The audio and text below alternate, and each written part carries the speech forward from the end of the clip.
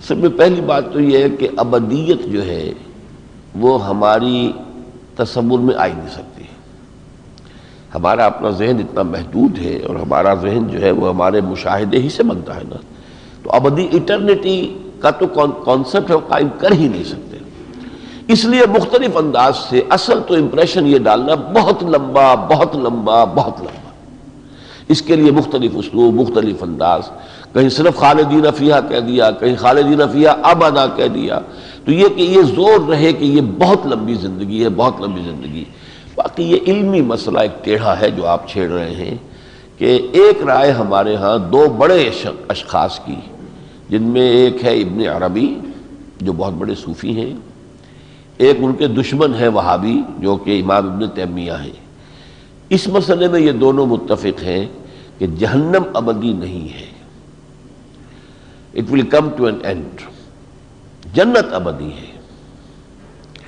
اور جہنم کے بارے میں دو جگہ قرآن مجید میں ایسا آیا ہے کہ جہاں سائملٹینیس کنٹراسٹ آتا ہے کہ جہنم کے لیے خالدین فیہا ابدا، اور نہیں خالدین فیہا، اور جنت کے لیے خالدین فیہا ابدا ہے. یہ لم یکن الذین کفروا سورہ بینہ میں ہے، اور یہ اسی طریقے سے 28ویں پارے میں سورہ تغابن میں بھی ہے. دو مقامات ایسے ہیں جس کی بنا پر یہ رائے انہوں نے قائم کی ہے. یہ علمی چیزیں، اصل شے جو ہے وہ یہ ہے کہ قاری کو یہ معلوم ہونا چاہیے بہت لمبی بہت لمبی بہت لمبی، اور وہ جہنم اتنی بری جگہ ہے کہ ایک لمحہ بھی اس میں جانا جو ہے وہ گویا کہ انسان کے 14 طبق روشن کر دے گا. یہ ہے جو انسان کی سوچ پر اثر انداز ہوگی بات، اس کے عمل پر اثر انداز ہوگی. باقی علمی مسائل تو ہیں بہت.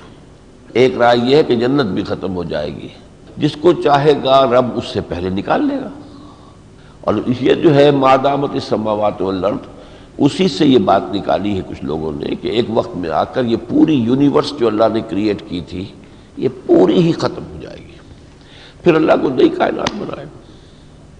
اور وہ جو ڈیوائن انرجی ہے کہ جس نے اس کائنات کی شکل اختیار کی، یہ جہاں سے آئی تھی وہی واپس چلی جائے گی.